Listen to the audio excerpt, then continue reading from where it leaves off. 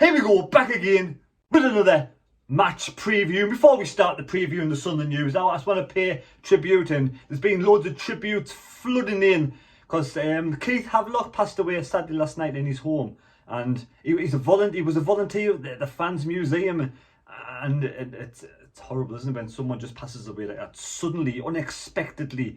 And he's a massive Sunderland fan, has been for many years, and the tributes have been flooding into this guy who was a superb human being. So I just want to pay my respects to his family and his friends, and may he rest in peace. And also the man who collapsed at the stadium like yesterday. I heard different kind of reports coming out saying that he'd passed away, or apparently he's stable at hospital. The last thing I've heard was that he is stable at hospital. So if that is true, and like I say, I don't know exactly, I'm pleased. You know, that hopefully he's going to recover at some point. But like I say, my wishes and my best thoughts go to him as well, whoever that may be. So there we go. It was a sad day yesterday all round for Sunderland. Keith Havelock sadly passed away in his own home, and the guy who collapsed, and the brilliant, probably just the people who tried to help him in the stadium last night were quick on the scene. Stewards doing a fantastic job. Then the people who tried to resuscitate him, and the ambulance staff, the workers, probably the hospital, and people on the scene just did, doctors, and did an absolutely fantastic job. So it was just it was a sad day all round for Sunderland. But you know, it's like I say, we just got to pay our respects, and we have to move on, don't we? In life, we have to move on. But I'm gonna have to have a drink anyway, I think.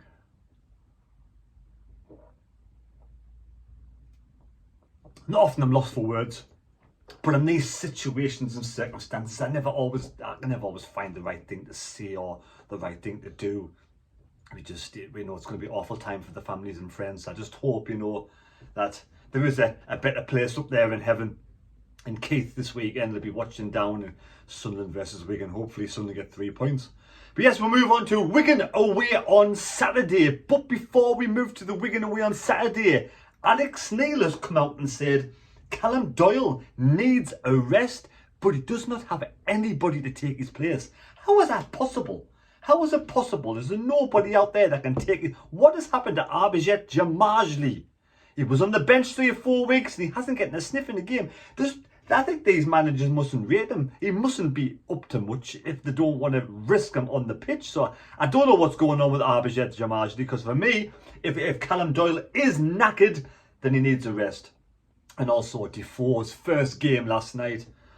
It was a subdued game all round for circumstances we now know about. But it's just that he only had 16 passes, 16 touches of the ball in all of the match. 16 touches of the ball, and only 6 times was he passed the ball by the Sunderland team, which is quite shocking, to be honest. It is quite shocking. 6 passes.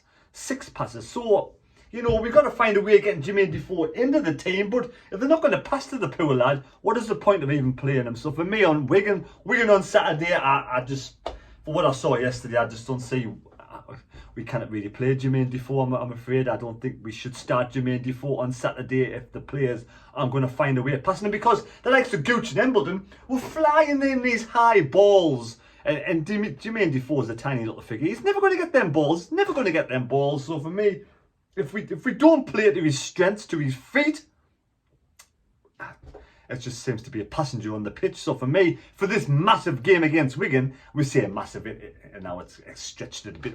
You know, it's not that massive, but every game is massive for Sunderland, not just the Wigan game, because at this moment in time, we're in 6th place, hanging on by a thread in the playoffs. You couldn't make this up, could you? You couldn't make this up.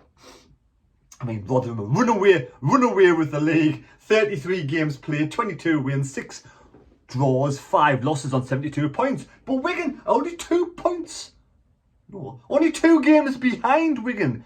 And they've got 6 points to catch up to Rotherham. So if they win those 2 games, and you have 2 teams at the top, Rotherham and Wigan, absolutely steaming away with the league. Sunderland are in 6th place, and can we hang on to a playoff position? You know, we've got 56 points. Wickham, a game in hand behind us, at 1 point behind. Sheffield Wednesday, 2 games in hand behind us, at 1 point behind. Ipswich, level games played, at 3 points behind us, 4 points behind us. And Bolton now in 10th place are only 5 points behind us. So the pack is steaming up behind Sunderland. And they could derail our season completely this weekend. We could drop out of the playoff positions. But it's going to be a tough game all the way down at Wigan. Now, Wigan Athletic at the DW Stadium, the Latics, 25,000 capacity, you know, founded in 1932, 90 years old. Liam Richardson, the manager at this moment in time now. Liam Richardson's record is 80 games in charge, 37 wins, 19 draws, 24 defeats, a 46% win ratio. Lee Johnson's ratio was better than that.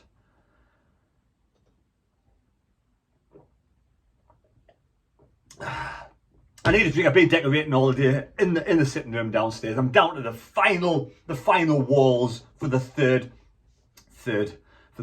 court downstairs. But yes, Wigan, you know, the likes of Max Power and James McLean are going to be chomping at the bit to get one over on Sunderland. And the Wigan's form, they smashed Wickham 3-1 last night, playing the 4-2-3-1 system. The game before that, they drew against Rotherham. They beat Crewe. They beat Charlton. So those out there who said the wheels are going to fall off Wigan with all these games in hand, the wheels are going to fall off in all these competitions, it's not happening at this moment in time for me. Rotherham and Wigan, with the exception of MK Dons, are the two that are going to get promoted. MK Dons could come with a late run and catch a faltering Wigan or Rotherham if they do slip up, but I think those two for me are now going to get promoted back to the Championship with only 13 games to go for Sunderland. Broadhead, down at Everton, is back on the grass training, and hopefully we'll get back before the season starts, but it's weeks rather than days. You know, so how much have we missed Luke O'Nien on the pitch? How much have we missed Luke O'Nien?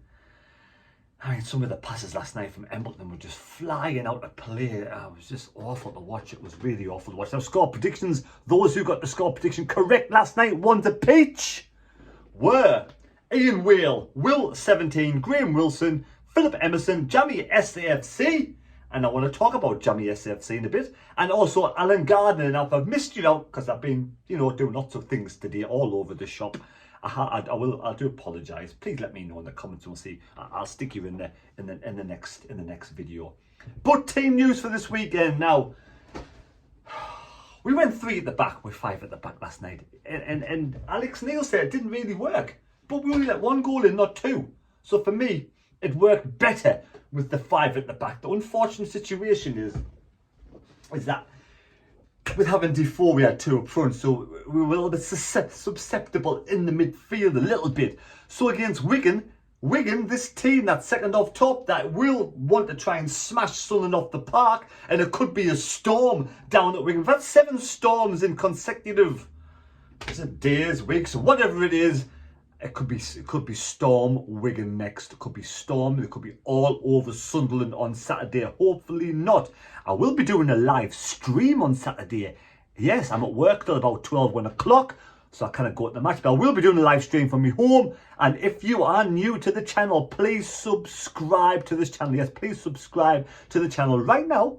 Right now. If you're not doing nothing, if you like sitting there staring into space, not doing anything at all, or watching some daft idiot on YouTube, please subscribe to that idiot on YouTube. Thank you, much appreciated.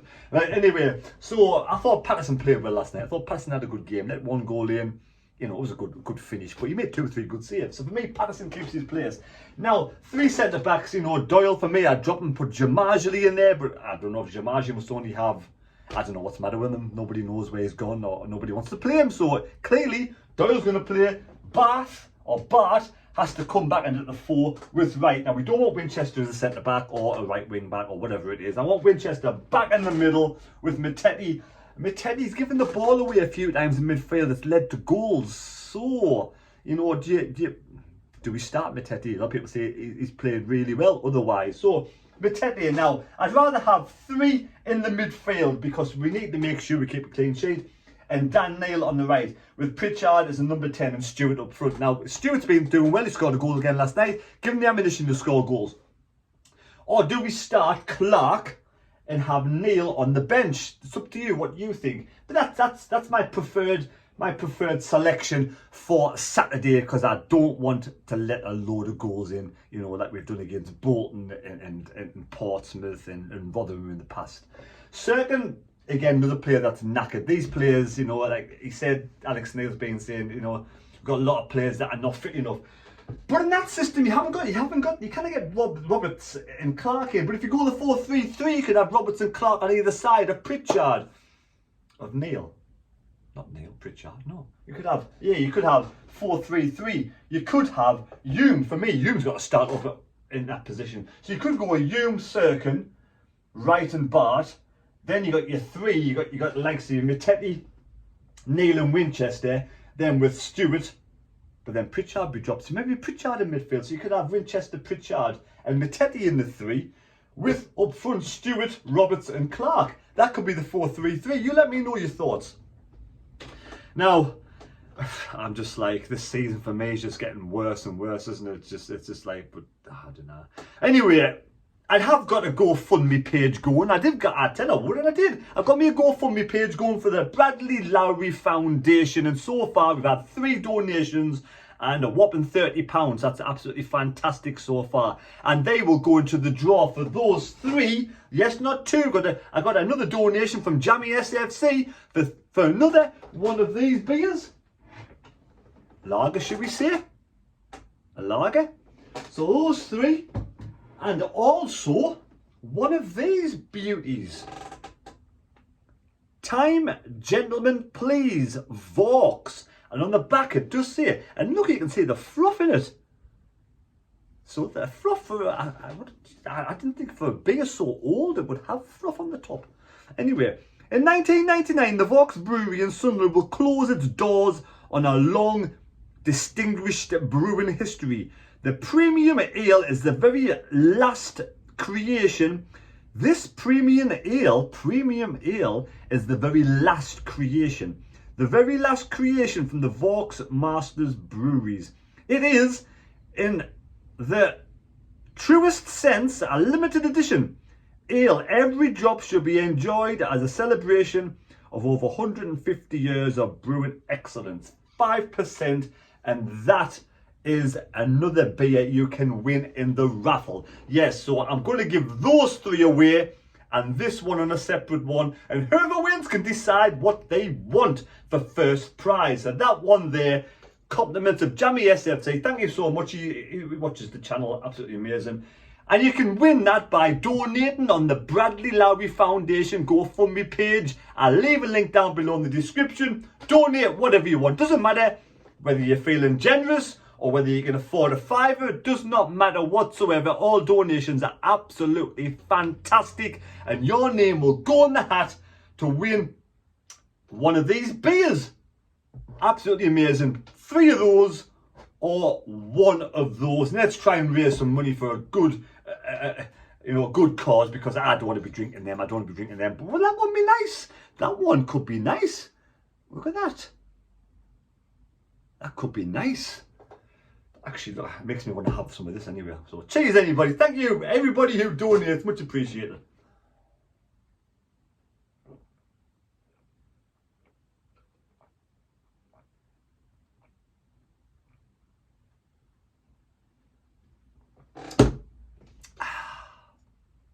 Never had a drink for weeks. No, seriously. That's the one and only one I'm up for tonight. But after my 4-mile run and been decorating all day, I felt I just needed a good sup of that. Anyway, what was up to? Yes, so you know, it's been a testing week for Sunderland fans, and it's been a sad week for some fans. And like I said before, rest in peace, Keith, and hope the other guys okay in hospital. But let's hope we can end this week with something to cheer about. Let's get a victory down at Wigan. Come on, I'm going to go for a score prediction. Score prediction of Wigan 0, fantastic clean sheet. Ross Stewart 1, a 1-0 win, clean sheet down at Wigan. This is where we turn the table. Alex Neil gets a really grafting fantastic hard work and side together, and we come away with the points. Disappointed Max Power, disappointed James McLean, sulking off into the change rooms afterwards with no points. That will be absolutely fun. Let's before we get carried away, I want to congratulate Wigan on their season. Well done, Wigan. You started the season off losing to Sunderland 2-1, and you finished the season off in absolutely fantastic shape. So well done, Wigan. Well done, Wigan fans. You know, well done, Wigan fans. I hope you enjoy the rest of your season.